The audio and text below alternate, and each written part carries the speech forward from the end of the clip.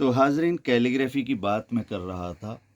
तो सलाहुद्दीन साहब के पास मैं बैठा हुआ हूँ और ये मेरी खुशनसीबी है कि उन्हीं का नाम लिख रहा हूँ। तो मुझसे एक प्रोग्राम था मेरा, सुंदर नर्सरी, हुमायूं टॉम के पास। वहाँ मेरी वर्कशॉप चल रही थी। तो मुझसे एक मोहतरमा ने पूछा कि सलाहुद्दीन साहब, कैलीग्राफी की परिभाषा और कैलीग्राफी के बारे में बताइए आप। तो मैंने उनको बड़ा आसान सा और बड़ा सीधा सा जवाब दिया कि कैलीग्राफी का मतलब जो है वो है, ये ग्रीक से निकला है ये लफ्ज़ कल्लीग्राफी। कल्ली का जो मतलब है वो है खूबसूरत, और ग्राफी का मतलब लिखना। तो मैंने उनसे ये कहा कि भाई देखिए, कैलीग्राफी का जो मामला है वो ये है कि आप कलम को जो है हमेशा झुका हुआ और हम्बल पाएंगे। वो नीचे झुक के लिखती ही रहती है, कोई परेशानी या कोई दुविधा नहीं होती। मसला ये है कि कलम जो है वो हमेशा झुक के चलती है, और झुक के चलने का हुनर जो है वही जानता है जो झुकने वाला होता है। नहीं तो अमूमन ये होता है कि लोग ये कहते हैं कि साहब हम तो बड़े स्टार हैं, बड़े सेलिब्रिटी हैं। तो देखिए, ये हमने, वैसे तो बैम्बू कलम से हम लिखते हैं ट्रेडिशनल तरीके से, सलाहुद्दीन अली। सलाहुद्दीन अगर मैं अली हटा करके पढ़ता हूँ तो मुझे लग रहा है कि आपने अपना नाम लिखा है या मेरा नाम लिखा है। देखिए, इनका नाम जो है वो सैयद सलाहुद्दीन सैयद है, सलाहुद्दीन। और आई एम रियली हैप्पी कि आज वो मेरे पास बैठे हैं।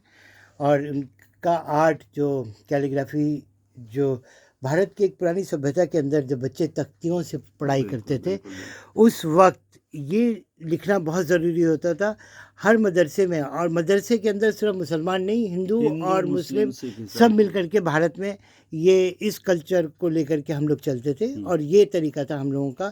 और ये कैलीग्राफी देखने के लिए हमें इमारतों में मिलता है। इमारतों में जो काम हुआ हुआ है वो बेमिसाल हुआ हुआ है। अगर मैं उसको बताना चाहूँ तो वो ये है कि एक तो होता है एम्बोज्ड, उभरा हुआ, अक्सर देखेंगे आप कि उभार के। तो उसमें क्या होता था कि उस ज़माने के जो कैलीग्राफर मेमार होते थे, वो ये करते थे कि लफ्ज़ों को उभारने के लिए नीचे का मसाला निकाल दिया करते थे, तो लफ्ज़ जो हैं उभर जाते थे। और एक कैलीग्राफी होती कंदा, जिनको इनग्रेविंग बोलते हैं, कि वो नीचे दबे हुए होते हैं, खुदाई की जाती है उनकी। और एक कैलीग्राफी जो मस्जिद नबवी में मैंने देखी, वो ये होती है कि लफ्ज़ों को बाकायदगी से मशीनों से काटा जाता है, यानी जो आयत वहाँ लिखनी है और उसी साइज़ के, उसी पैमाइश के लफ्ज़ों को काट के उसके अंदर पेवस्त किया जाता है। तो ये बड़ा हाई प्रोफाइल काम होता है। मस्जिद नबवी, मस्जिद you are talking of Saudi Arabia, Saudi Arabia, Medina, Medina मुनव्वर। राइट। तो वहाँ जो काम हुआ हुआ वो बेमिसाल हुआ हुआ है। और ये जो कैलीग्राफी की अलग अलग डेफिनेशंस हैं। एक कैलीग्राफी ईरान में होती है, उसे बोलते हैं पिक्टोरियल कैलीग्राफी। मतलब एक तस्वीर बनी हुई है मोर की, मगर वो दिखेगा ये मोर है, मगर जब आप पास जाके बहुत नज़र उसमें गड़ाएंगे तो ये पता चलेगा कोई आयत है कुरान की, वो लिखी हुई है, कोई शेर बना हुआ है, कहीं ओके, हाथी बना हुआ है। वो होती है पिक्टोरियल वो कैलीग्राफी। ईरान की सभ्यता वो है। ईरान वालों की इतने माहिर हैं वहाँ के जो खत्तात हैं कि वो ही करते हैं इस तरह की कैलीग्राफी। राइट। और यहाँ जो है वो एक अलग तरीके की होती है। अब तो कंप्यूटर का दौर आ गया तो लोग समझते नहीं हैं, कंप्यूटर को सब कुछ मान रखा है लोगों ने। और ताजमहल के अंदर का आप कैसे डिफाइन करेंगे? वहाँ ताजमहल, भी मैंने देखिए, देखा है। ताजमहल का जब काम हुआ था, शाहजहां रहमतुल्लाह अलैह ने ताजमहल बनाने का इरादा किया था, तो ये सुना है कि शिराज से, वहाँ से, ईरान का जो एक शहर है शिराज, वहाँ से बड़े बड़े खत्तात, क्योंकि जब बादशाहों का और शाहों का काम होता है तो वो बड़े किस्म के आर्टिस्ट और बड़े किस्म के मेमार बुलाते हैं। और वो इतना खूबसूरत काम हुआ हुआ है कि आप तसव्वुरात से बालातर। अरबी रस्मुल ख़त में है, दरवाज़ों के ऊपर इतने बड़े बड़े दरवाजे हैं, 20-20, 40-40 फुट के दरवाजे, एक सिरे से आयत को ले जाके दूसरे सिरे पे ख़त्म करना। तो ये, मैं क्योंकि खुद कैलीग्राफर हूँ तो मैं ये मानता हूँ कि उसकी पैमाइश करना कि ये लफ्ज़ यहाँ से चलेगा तो इतनी दूर पे जाएगा, वहाँ लफ्ज़ सिमटे हुए भी हैं, वहाँ लफ्ज़ फैले हुए भी हैं, और वहाँ पे कहीं पे भी आप ये नहीं देखेंगे कि काम को धक्का दिया गया है।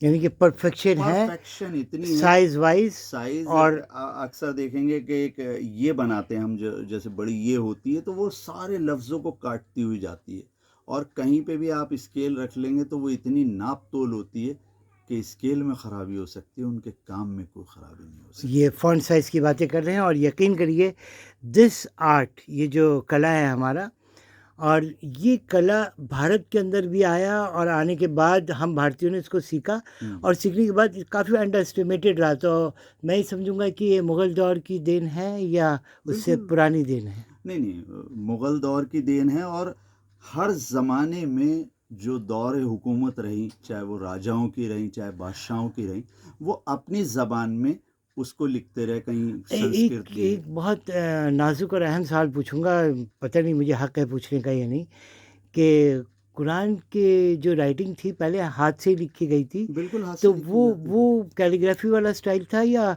सिंपल स्टाइल था? असाबियों ने लिखा था देखिए और उस वो पुराने राइटिंग को आपने देखा, इसके बारे में कुछ कहना देखिए चाहेंगे? ऐसा है कि वो जो हम ये सुनते हैं कि हमारे नबी करीम सल्लल्लाहु अलैहि वसल्लम पे सल्लल्लाहु वही अलैहि वसल्लम। आती थी, तो आप